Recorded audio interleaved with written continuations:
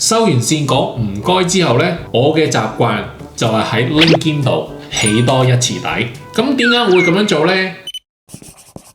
寫完個人資料啦，咁好多人呢就可能即刻開始選擇開始入正題啦，就職位、學歷大晒啦咁樣啦。咁啊唔好咁快住，咁呢度呢就好中意就擺一個叫 career objectives 嘅一樣嘢，就係用簡單幾句説話去話俾人聽，你做呢一行係有啲咩目標嘅。咁你揾工除咗 CV 之外啦，咁就當然仲有我哋嘅 cover letter 求職信啦。咁呢個我就覺得係大家分高下嘅一個過程啦。咁 cover letter 咧永遠都係一頁紙嘅，咁你寫多過一頁紙嘅話咧，又係拜拜㗎啦，唔使玩㗎啦。咁我哋呢頁紙我哋又要點寫咧？咁首先 cover letter 開始喺個頂嗰度就係你嘅個人資料啦，大過你個名，跟住有你嘅電話、地址、email 咁樣啦。跟住就係寫日期，係你 send cover letter 嗰日嘅日期。譬如你今日寫，但係4日後 send 出去嘅話咧，就寫4日後嘅日期。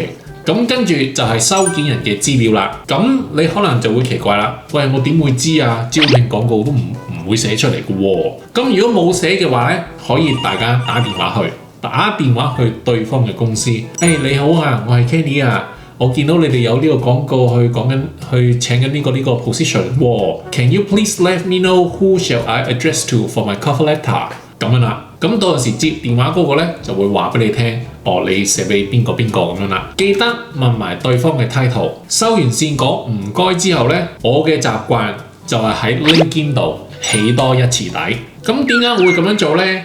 一，我要 make sure 我自己冇串錯人哋個名同埋個 title， 即係因為你電話喺上面講唔多唔少都會有少少 communication error 咁樣嘅，同埋呢度澳洲人咧係好懶嘅，好興將啲英文名咧去 cut 到短晒嘅，即係譬如 Andrew 就變 Andy。Jessica 就變 Jess 咁樣嘅，咁始終都係 formal 文件，咁啊你串啱人哋個名是常識吧。咁二，我就可以知道對方究竟係男定女啦，因為佢哋呢度啲人嘅人名咧就唔係個個都係阿 Peter、阿 Tom 咁樣呢啲咁直接嘅，就算佢係 Peter 都係阿 Tom 都好，我都唔要估佢到底係男定女，我要100% 知道到底佢係男定女。咁萬一佢話俾你聽，你就咁寫 HR 就得啦。咁你就千祈唔好寫 HR department， 就寫 recruitment team， 冇得解寫啦。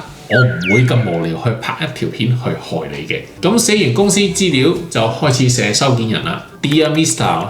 XX、Miss YY，HR 嘅就寫 Sir or Madam， 又或者 recruitment team 咁樣啦。千祈唔好寫 Mrs。就算你好肯定對方結埋婚、生埋仔都好啦，你都唔好寫，你寫就死緊㗎啦。跟住就大隻字寫 application for 乜嘢 position 咁樣啦。咁搞完咁多嘢啦，就真係開始寫內文啦。記住每一段只可以有一個 topic， 你有多一個 topic， 多一個中心思想嘅話咧，就唔該大家即刻斬件分段啦。咁第一段咧，我通常都會好簡單嘅，就係寫我想 apply 呢份工。I would like to apply for the position of 乜嘢 advertise on Seek on 咩日子。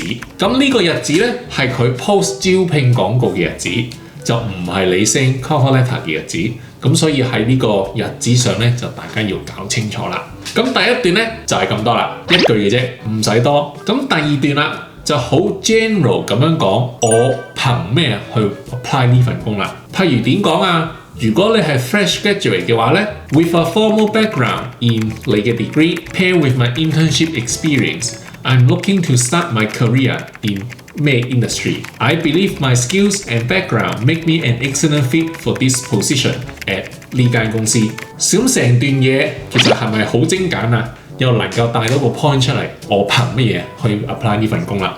咁之後啦，就再嚟新一段，就專 focus 講你嘅 technical skills 啦。咁如果你有關工作經驗嘅話啦，就先擺你上一份工又或者 internship 嘅經驗啦。記住用翻佢招聘廣告上面嘅 keyword。通常廣告都會有啲叫 essential criteria 嘅，就或者 you must 一大個 list 嗰啲咧。咁呢段咧就係 focus 喺佢呢堆 essential criteria 上邊啦。咁寫完呢一堆 essential 嘢啦，咁就開新嘅一段，就專 focus 一啲 desirable criteria 啦，即係嗰啲 you would advantageous if you know any of these， 即係唔一定要你識咗就咪着數啲嗰啲咧。咁又係開新嘅一段，專係 focus 呢啲唔太等使嘅 criteria 啦。咁跟住啦，就之後就開新一段啦，就專門講呢個 soft skills 啦。咁廣告列咗啲咩 soft skills 咧，就寫咩 soft skills 落去啦。I'm an organized person with excellent communication skills 咁樣啦。咁寫完啲 soft skills 之後咧，就同一段就嚟個少少嘅 conclusion 啦。I'm confident that my interests,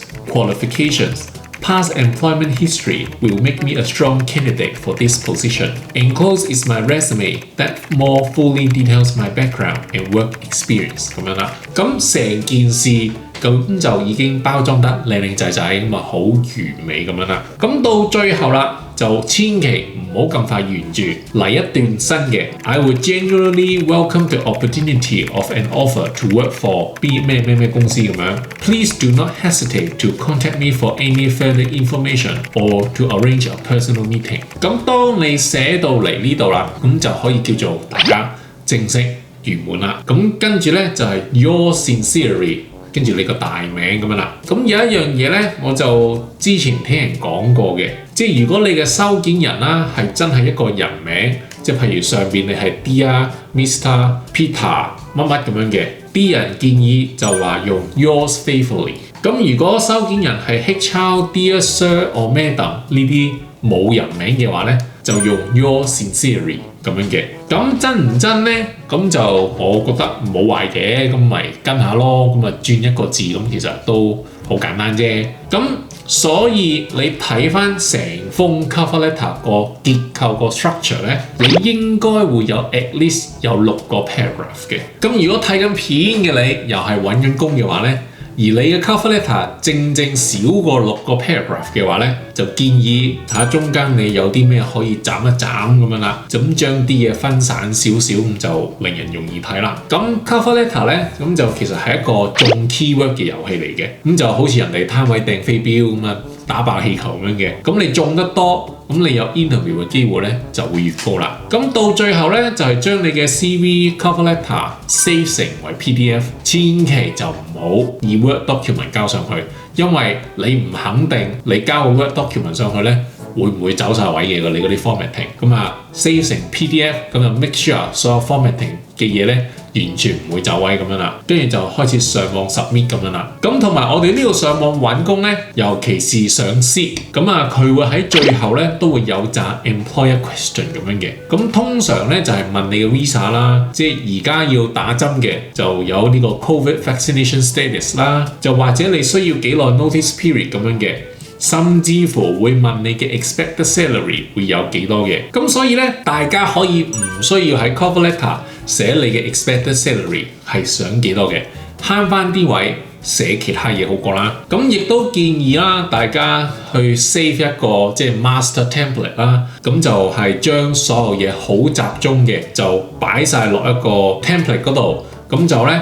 每次咧淨係改少少咁就得啦。咁好啦，咁我就叫做 cover 晒我哋呢度點樣寫 CV， 點樣寫 cover letter 啦。咁啊應該可能咧就可能會同喺香港朋友喺香港地揾工咧就好唔同啦。咁我下條片咧就會分享下我 interview 嘅經驗㗎啦。咁如果大家中意我呢條片嘅話咧，就記得俾個 like 我啦 ，subscribe 埋我 channel， 開埋鐘仔。咁我哋下條片咧就會真正講點樣去 prepare 一個 interview 啦。